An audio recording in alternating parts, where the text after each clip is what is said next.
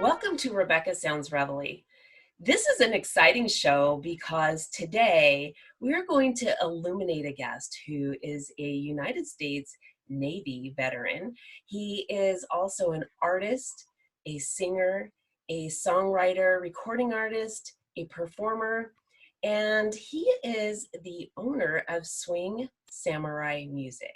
With me today, my guest has released 4 albums, and I've got to tell you, they are pretty exciting. One of them is In California Country, Mended Fences, Where We Come From, and most recently, and we're going to talk about that, Can You Feel This? What a timing for that to come out, I've got to tell you.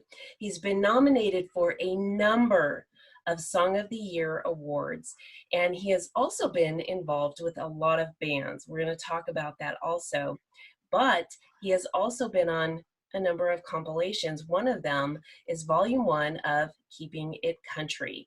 He's worked all over the San Fernando Valley in California, and I've got to tell you what's really fascinating is he has immersed himself in blues and Americana, and he's gravitated towards music and poetry. A lot of wordsmiths like Dylan and Dr. Seuss may come to mind for you, but it has for him, along with Yates, and he has mended all of those things together to blend, well, country, blues, folk, rock, a sound that is sort of between Hank Williams and Cowboy Junkies. You're gonna love this, and we're gonna talk with him today. But what's really exciting is he's been working with a producer by the name of Max Allyn, who recently signed him with AllsWell Records. And that's an imprint out of Nashville. So with me, without any further ado, I'm going to bring to you with us my guest, none other than Ray William Roldan. Welcome to the show. Thank you. Thank you. I am absolutely excited to have you on the show because you have done so much with everything that you've done. You've been immersed in so many things, and it has taken you so many different places. But I want to talk with you first about how you started out with what you have done, because you have such an incredible background. Can you tell me how you first started out with an outlaw biker dad and a 16-year-old mother in California? Well, my mother at the time was going to Hollywood High, and she was walking to the library. She was a senior, or maybe 11th grade. Anyhow, my father pulled up in a black Cadillac, it said, and convertible, and this Cuban biker, tattooed guy, and this is in the 50s, and kind of much to the dismay of my grandfather, swept her away, and they eloped a few weeks later, and ran off. And a couple years later, I was born. And exciting. Yeah, it was a very tumultuous relationship, and he was he raced cars and motorcycles, and definitely was an outlaw biker, and they ended up with 4 kids, and then he passed when I was a little after I was 5 years old, and left me the oldest of 4 kids, and then we went from there. We ended up coming back to California. Spent about 8 years on and off homeless, living in hotel rooms and in the car, and it was a real tough, until I finally left home and joined the Navy. I was like, okay, I've had enough. I am so sorry. that is a challenging childhood. Yeah. But you've come a long way since then, because you've utilized all of those things to lift you higher and to do something that has made you quite successful now. Yes. Well, I learned what I didn't want to be and where I didn't want to be. And I think that's really important for people. It's something to go through. And I also learned that I wasn't a victim, that I could have a choice and in whatever I was doing. This took me, a few years, trust me. I had to really self-reflect and study philosophies and do a lot of things over the years to get to a point where I could go, oh, wait, I'm not a victim. I'm being a victim will not help me. It will not empower me. It will not, and that's kind of how I looked at it, not that I haven't made mistakes, but, I inevitably, became a father at the age of 34, and my son is my heart. He's 27 and a musician. And for me, that was a really huge healing process, because I found that I could, in loving him, I could heal what I didn't get. It really helped me. And that is the gift you get from something like that. It's not resenting or hating or anything like that. It's really the process of overcoming and giving love, is what really makes a big difference.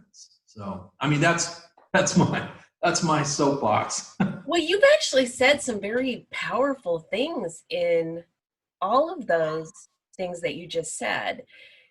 Overcoming a victim mentality, making choices, and giving love. Those are three huge things that I think that the audience really needs to embrace, because all of those things will make an absolute shift in the direction of someone's life.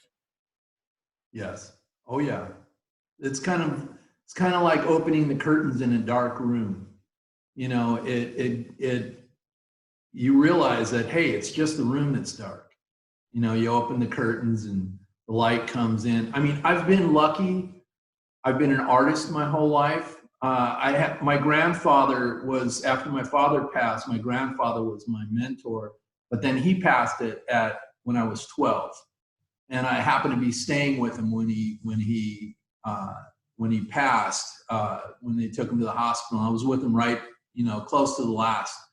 And that really knocked me down for a while. But once again, what that did was his loving me, it taught me how powerful loving somebody is, how powerful it is to not even being loved, but to love people, to love your kids, to love your wife, or that doesn't always mean that you're going to have a successful relationship, or you're of course going to have ups and downs in anything you do, but it is the axiom, the main thing that I learned, that what I can fall back on. Years ago, someone said, "How did you learn to be a parent?" And I said, "I really didn't, because I didn't have any."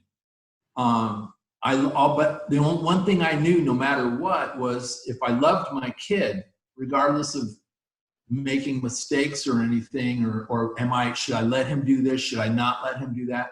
If I always knew that I loved my kid and I showed that was the one thing I knew I was doing right, regardless of anything else. So, No, what you say is absolutely so powerful. Love is huge. And I think oftentimes we forget that giving it sometimes is more rewarding than getting it. And so oftentimes people seek out, I have to get this boyfriend, girlfriend, and they find that they are unhappy when they're in this unhealthy relationship. And so then they go on to the next one and it happens again and they end up in this cycle.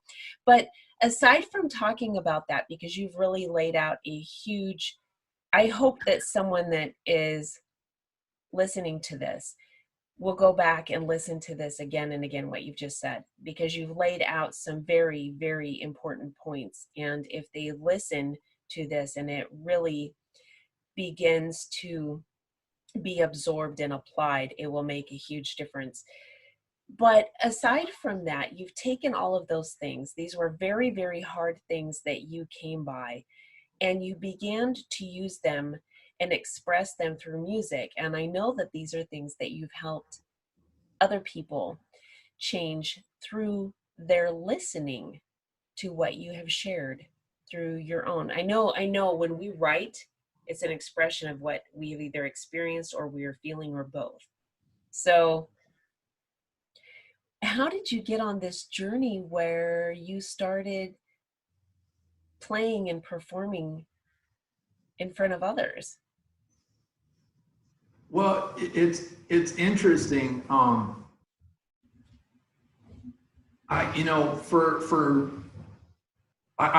always been an artist. I've been a sculptor and I drew for years. I've always been an artist. My grandfather started teaching me to watercolor and to draw when I was very young. He started me with drum lessons. He was a swing drummer out of Chicago, out of the 30s.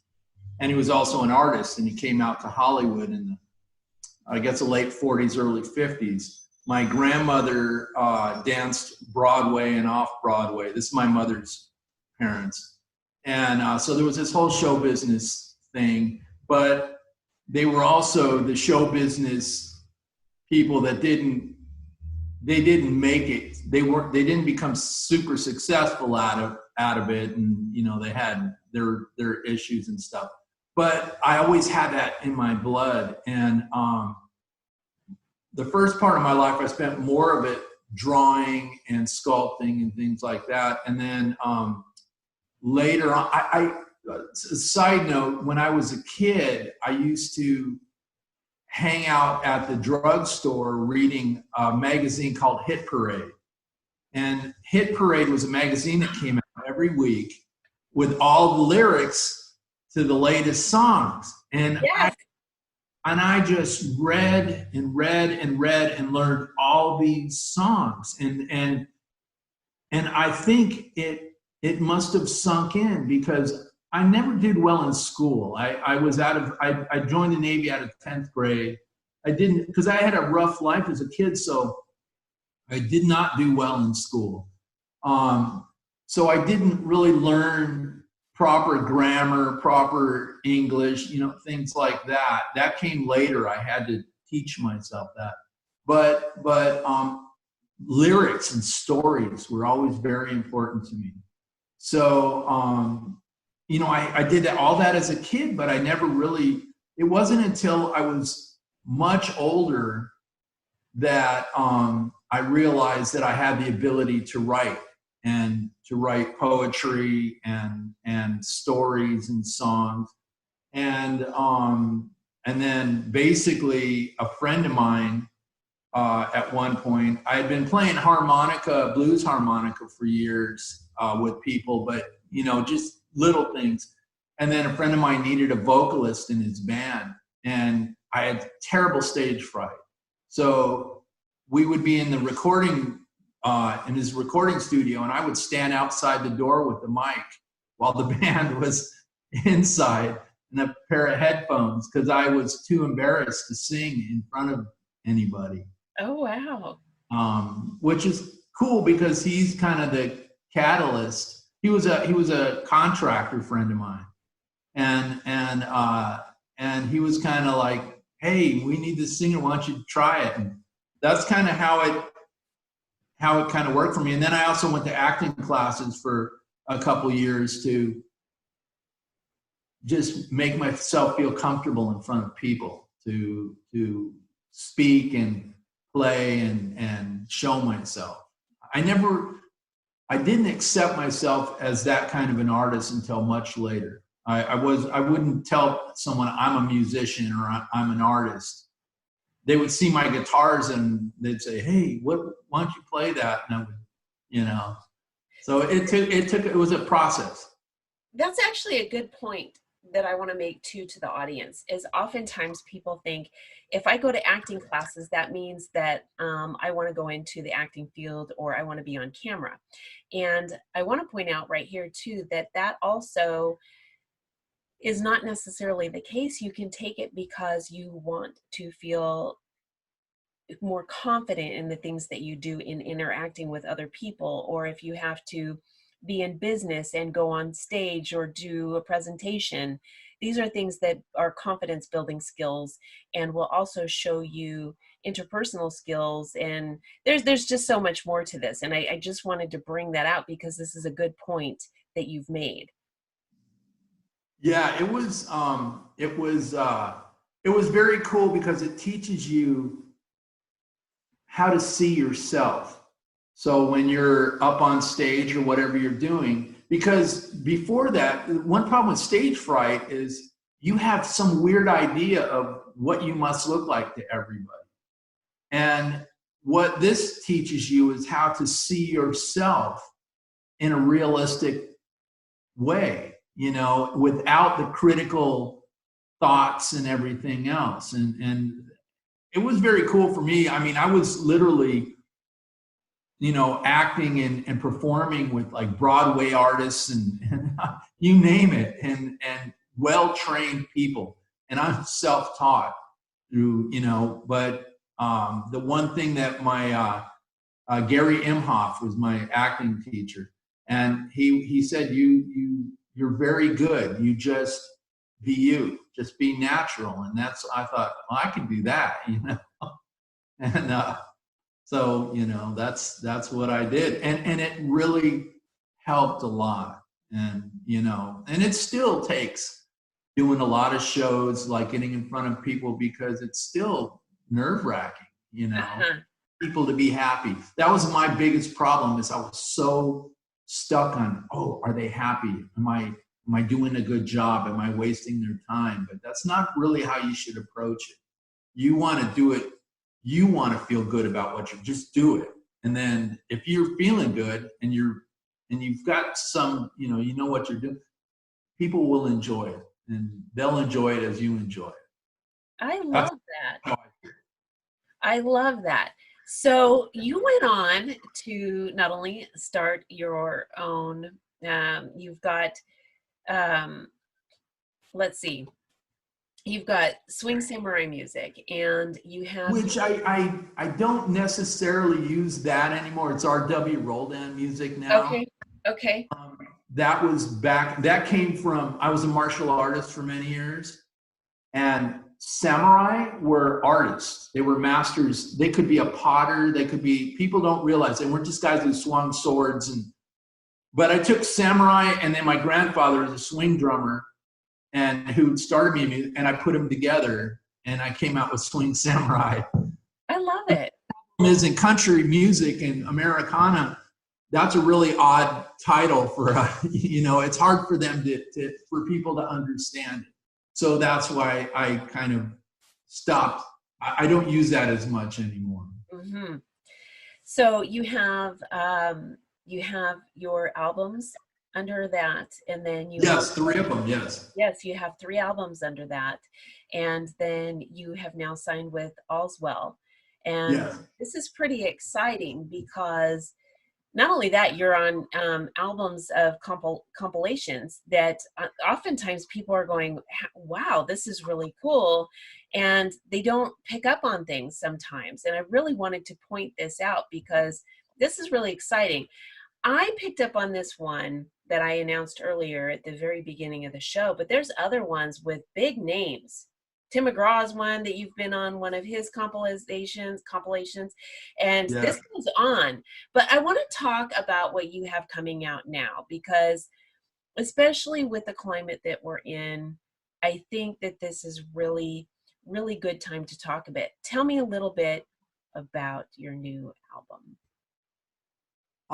The new album, my wife has a salon up in Topanga, California, Neil Young's old stomping ground. And one of her customers came in, and she was the wife of Max Allyn, the producer. And my wife and I had gotten back together. Quick side note, my wife and I were on the streets as teenagers, and then didn't see each other for 37 years. And then 6 years ago, got back together again. And she has a salon up there. Is that cool? Right? And so she introduced me to Max, and we just started, spitballing and putting ideas down. And I'm kind of a prolific writer. I write a lot of songs, and I'm always writing. And I'd done the first 3 albums, and I wasn't happy with them. They were a little too slick. They weren't what I heard in my head, So with Max, we kept it really organic. And that was the title, Can You Feel This? I think what the artist feels should be what the audience feels. Mm-hmm.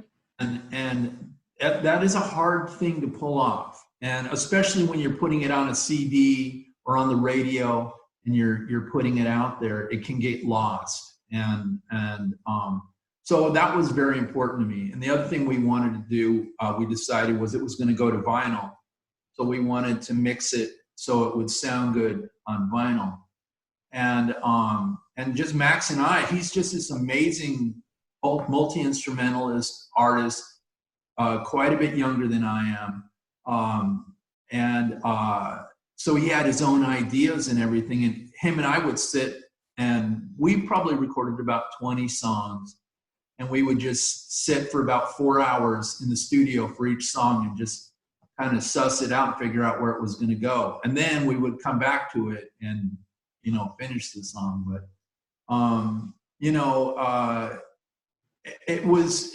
it allowed me, and it happened to be all these songs I wrote in Topanga in my new relationship. And we have this beautiful property up in the hills where I filmed The Color Of. You can see me, the cars are, the old truck I'm driving is on the property.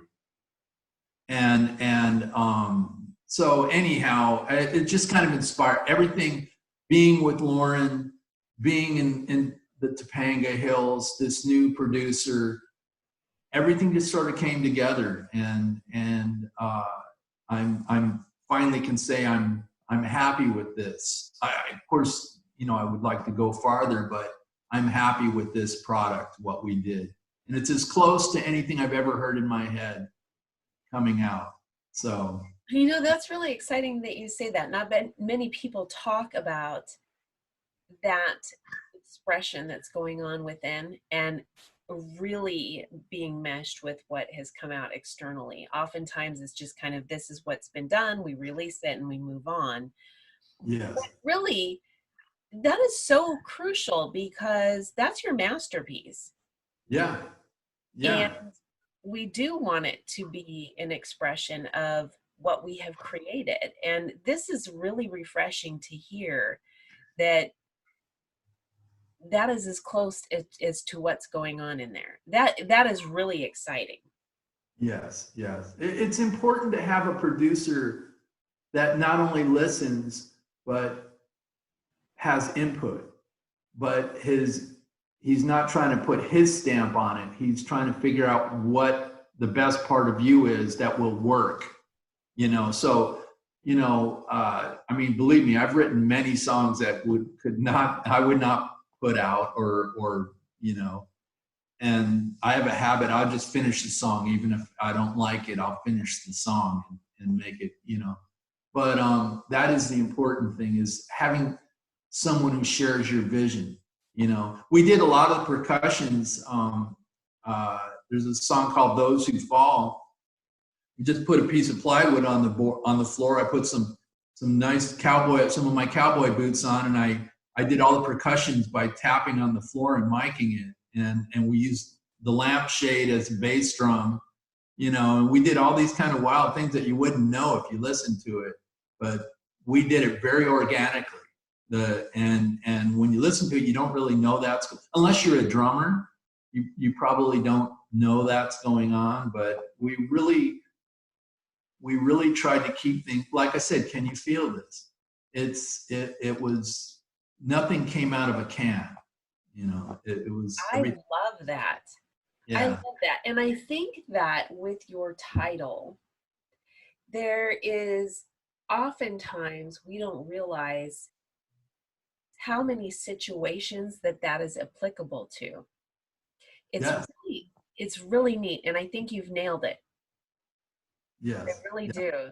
So this is really exciting. I'm excited for it to come out, and I'm really excited with where you have evolved, because I want to share too something really exciting with where you have come in the framework of a home, because you have something kind of exciting about the home that you have there. And I think you're there right now. Yes, I'm in Silver Lake, yes. There's a little sort of about this that you're okay with, but some people kind of have a little story about this, and I'm wondering if you'll share that with the audience.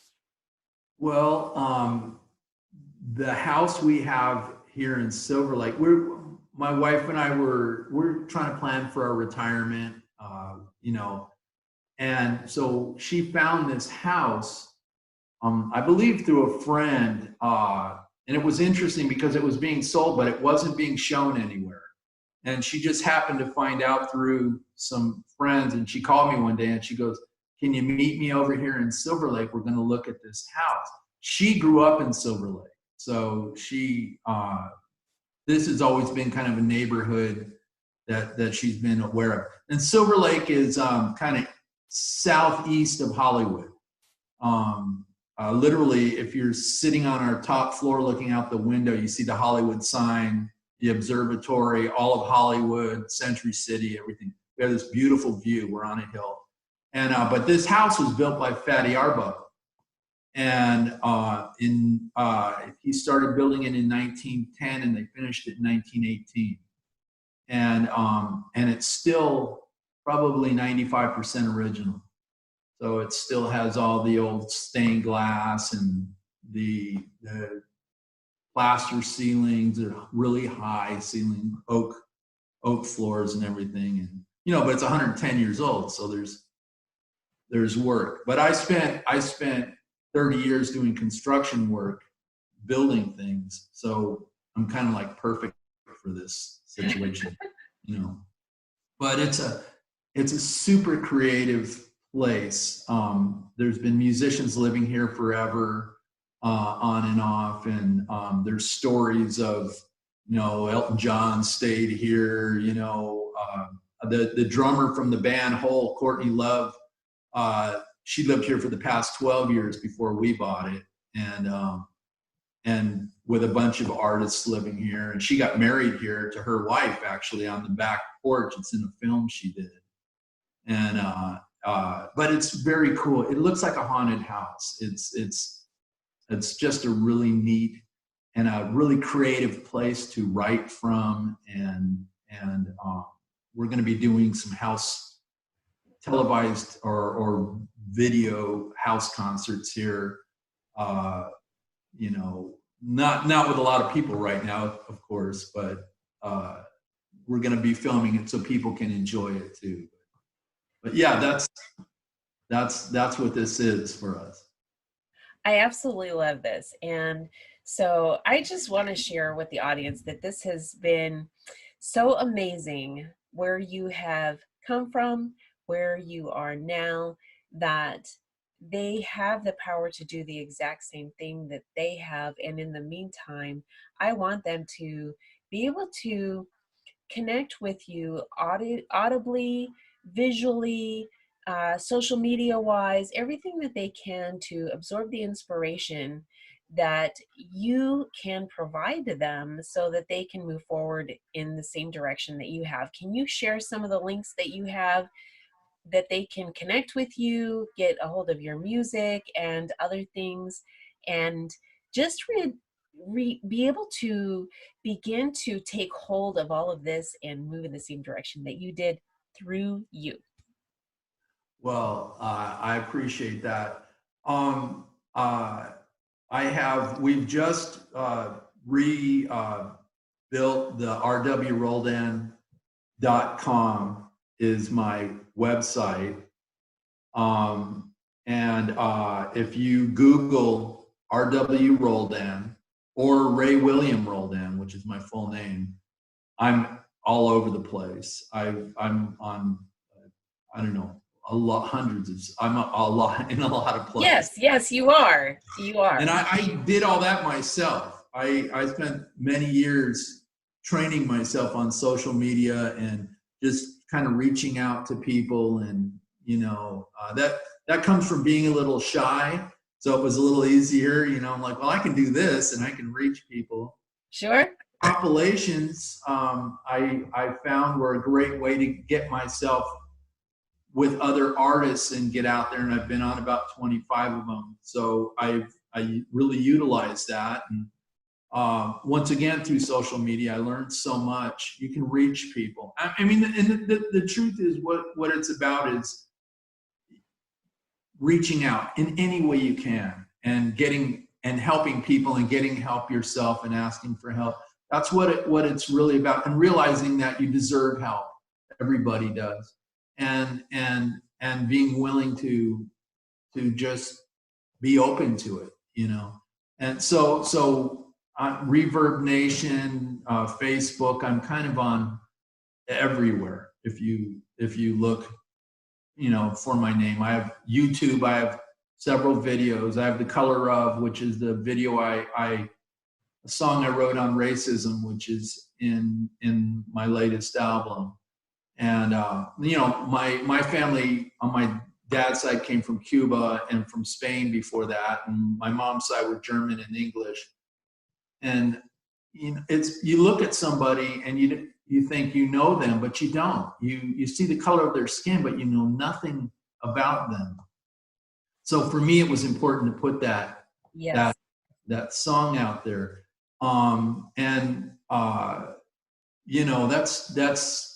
That's kind of what I do. And though, I mean, I don't know if I clearly told you what the links were, but it's R.W. Roll. The guys from AllsWell Records, by the way, are from the band Lifehouse. And they started their own record label, and they like my music. And they're friends of Max, and that's how this all came about. So they've been very sweet and helped me with this new album, and they're just great guys. And they also have a band called Oswald, which they're just amazing music, great young cats. I really like these people. And I've been on a few podcasts, Adam Carolla's podcast, and a bunch of I kind of get around. So this is a good thing. Yes. This is a really good thing. Well, I definitely am going to get your information out there. I really do want the audience to connect with you, and I want to thank you so much for being on the show today. I want to thank you. What you're doing is wonderful once again, and I really appreciate it, and I know the folks appreciate it. Thank you so much. And I want to thank all of you for tuning in to another episode of Rebecca Sounds Reveille. Make sure that you connect with Ray on social media and all of the different venues that you can, anywhere from Facebook to LinkedIn, but also do check out anywhere you can download his information or even listen through podcasts such as Spotify. Check out Crybaby. Definitely go to his website, rwroldan.com. Also, AllsWell Records, AllsWells records.com. And I want to ensure that I don't forget to tell you to make sure to share this with everybody you know, all your friends and family on social media, and everyone you don't. Thanks for tuning in.